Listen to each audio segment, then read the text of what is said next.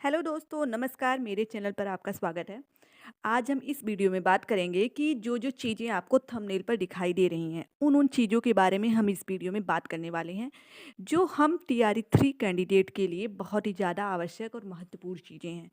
तो हम बात करेंगे कि हमें कब ट्रेनिंग जॉइनिंग के लिए भेजा जाएगा, हमारी ट्रेनिंग कब होगी, हमारा जॉइनिंग कब होगा, विद्यालय जो हमें अलॉट होगा, वो कब होगा और इसका टीआरई 4 पर क्या असर पड़ेगा। जो आने वाला एग्ज़ाम है टीआरई 4 जो आने वाले कैंडिडेट देंगे हम लोगों के बाद, तो उन पे जो हम लोगों का टीआरई 3 में जो देरी हो रही है उसका क्या असर पड़ेगा और कितना समय और लगने वाला है।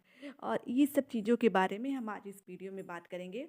जैसा कि आप अगर दोस्तों सबसे पहले मैं आपको बता दूं कि अगर आप चैनल पे नए हैं तो चैनल को सब्सक्राइब कर दें, लाइक कर दें और कमेंट कर दें अगर आपको कोई और सजेशन देना हो या कुछ भी चीज़ें पूछनी हो। तो हम वीडियो को शुरू करते हैं। देखिए दोस्तों, ट्रेनिंग और ज्वाइनिंग कब होगा?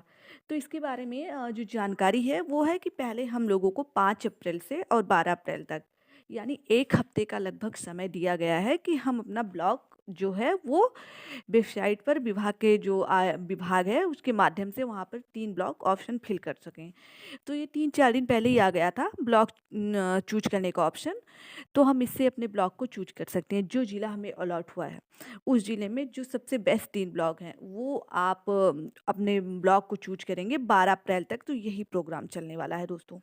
इसके बाद लगभग 17-18 अप्रैल तक या हो सकता है 20 अप्रैल तक आपको ये पता चल जाए कि आपको कौन-सा ब्लॉक मिला है।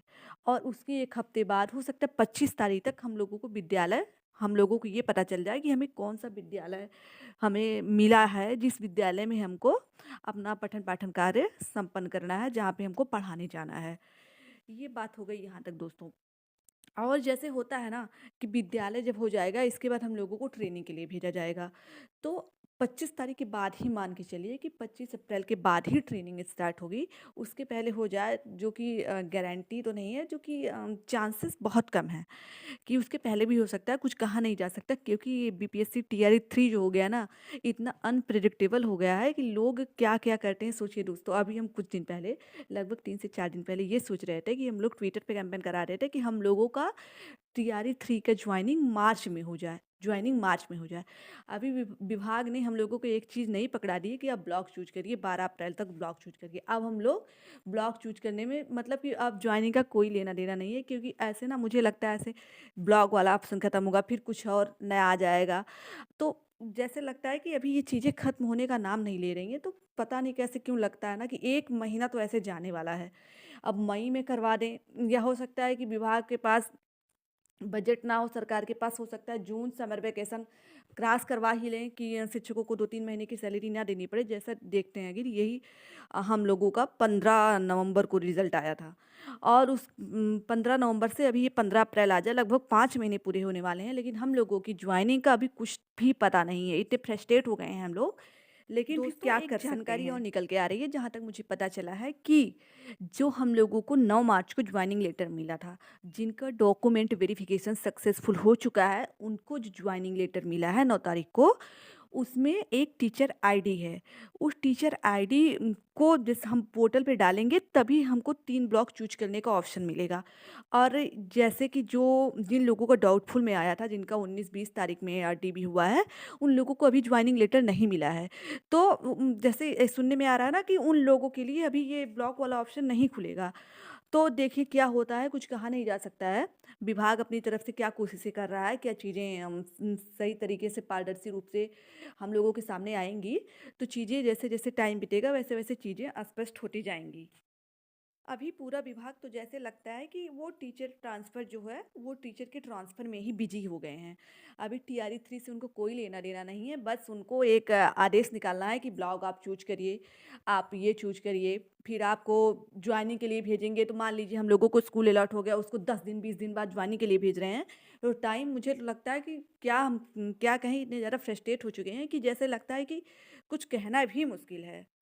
देखिए, जैसे टीआरई 1 और टीआरई 2 में हुआ था, तो उन लोगों को पहले जो प्रशिक्षण होता है, जो ट्रेनिंग होता है, वो कराया गया था। उसके बाद उन लोगों को विद्यालय अलॉट किया गया था। इसलिए उनको प्रशिक्षण या ट्रेनिंग का जो सैलरी होती है या पैसा होता है, वो नहीं मिला था।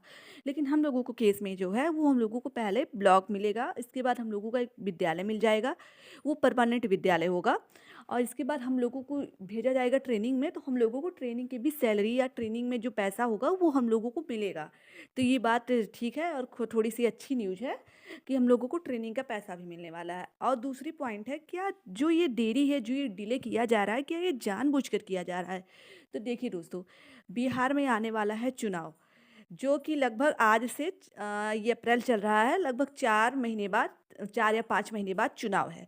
तो ऐसे लगता है कहीं न कहीं कि सरकार इस वैकेंसी को, जो लगभग 13-14 मंथ ऑलरेडी हो चुके हैं, इस वैकेंसी को वो चुनाव तक खींचना चाहती है। किसी न किसी तरह से हमको कोई न कोई ऑप्शन देकर उलझाए रहना, हमको उसमें भटकाना कि टाइम कैसे बीत जाए। और आप ही देखिए कि हम लोगों का रिज़ल्ट नवंबर में आया और अभी ये अप्रैल लग गया। तो अभी हम लोगों को कोई भी, जैसे कुछ चीज़ें साफ़ नहीं हो रही हैं, और ये हो सकता है कहीं ये चुनाव तक वैकेंसी को ना ले जाएँ इन लोगों को जॉइनिंग कराने में। और ये एक अहम मुद्दा होगा उनको चुनाव लड़ने में कि हमने इतनी वैकेंसी दी हैं। और तो फिर यही कह सकते हैं कि ये चुनाव ही मेन मुद्दा हो, मेन कारण हो सकता है कि हम लोगों की वैकेंसी वो लेट करवा और रहे हैं। दोस्तों नेक्स्ट पॉइंट है कि इसका टीआरई 4.0 पर क्या असर पड़ने वाला है। तो इसके बारे में मैं आपको क्लियर बता दूं कि जो पहले कयास लगाए जा रहे थे कि टीआरई 4 मई में आ जाएगा, तो अभी तो अप्रैल चल रहा है, तो मई में ये टीआरई 4 आ जाएगा। लेकिन देखिए दोस्तों, अभी टीआरई 3 ही जो है वही पूरी तरह से अभी संपन्न, पूरी तरह से कंप्लीट नहीं हुआ है कि ये अप्रैल में कंप्लीट हो जाएगा। हम लोगों की ज्वाइनिंग कब होगी? तो ये जब पूरी तरह से ख़त्म होगा, यानी हम लोगों की स्कूल में ज्वाइनिंग हो जाएगी, उसके बाद ही टीआरई 4 आने की संभावना है। तो जो ये मई में आने की संभावना थी, वो लगभग 2-3 महीने बाद आने की संभावना दिख रही है। जो दिख रही है जुलाई और अगस्त तक कि टीआरई 4 का नोटिफ़िकेशन आ सकता है सरकार के द्वारा। तो 1 महीने तो मान लीजिए कि उसका जो फॉर्म फिलअप करवाया जाता है, संशोधन का मौका दिया जाता है। तो ये टीआरई 4 में 1 महीने, अगस्त-सितंबर तक, इसके 2 महीने बाद रख लीजिए कि उसका एग्ज़ाम होगा। समझ लीजिए अक्टूबर तक इसका एग्ज़ाम होगा। तो यही सब संभावनाएँ हैं दोस्तों, बाकी तो सब भगवान के ऊपर है, देखिए क्या होता है और क्या चीज़ें, कैसे सरकार इसको करती है। हो सकता है पहले ही आ जाए टीआरई 4, कुछ कह नहीं सकते, लेकिन जिस तरह से टीआरई 3 में डिले देखने को मिल रहा है, लगभग हम लोगों को फरवरी में फॉर्म भरे थे, अभी ये अप्रैल लग रहा है, अभी तक हम लोगों का जॉइनिंग नहीं हुई है। और इसके बाद कुछ नहीं कहा जा सकता कि कौन-सा फॉर्म कब आएगा, और टीआरई 4 आ भी गया तो उसकी जॉइनिंग, उन लोगों की, स्टूडेंट कैंडिडेट की जॉइनिंग कब होगी, इसके बारे में कुछ भी सुचितापूर्ण ढंग से नहीं कहा जा सकता है।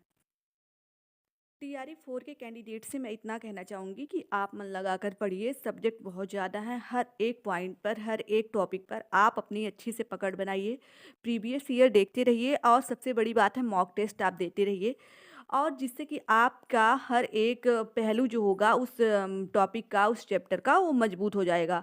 तो टाइम तो ज़्यादा, टाइम जैसे आपको ज़्यादा मिलेगा या कम मिलेगा, तो उस परीक्षा में बैठने वाले जितने कैंडिडेट हैं उनको उतना ही टाइम मिलेगा। तो ये आप मत सोचिए कि अभी हमारे लिए 5 महीने हैं, 4 महीने हैं, तो आप थोड़ा-सा पढ़ने में ढीलापन कर दें, ऐसा नहीं है। आप मन से पढ़िए, और जितनी ज़्यादा आपको जानकारी होगी, जितनी ज़्यादा आपकी तैयारी अच्छी होगी, उसी हिसाब से आपको नंबर लाने में और अच्छा स्कोर आप कर पाएँगे। तो उसके लिए क्या-क्या टिप्स हैं, क्या-क्या चीज़ें हैं, वो मैं आपको वीडियो में बता दूँगी आगे, नेक्स्ट वीडियो में। तो और फिर सबसे बड़ी बात है, अगर आप चाहते हैं कि जो टीआरई 3 का पेपर हुआ था उसको डिस्कस किया जाए, तो मैं उसको भी चैनल पर डिस्कस कर दूँगी। अगर आप चाहते हैं तो आप वीडियो में कमेंट में कर दीजिए, मैं डिटेल एनालिसिस के साथ डिस्कस कर दूँगी। ओके दोस्तों, देखते हैं क्या होता है, कैसे होता है। अगर कोई नई अपडेट आती है तो मैं उसको आपके माध्यम से बताने की कोशिश करूँगी। अगर आप लास्ट में जाते-जाते इतना कहूँगी कि अगर आप चैनल पर नए हैं, चैनल को सब्सक्राइब कर दें, लाइक कर दें और अपने दोस्तों में शेयर अवश्य कर दें। दोस्तों धन्यवाद दोस्तों।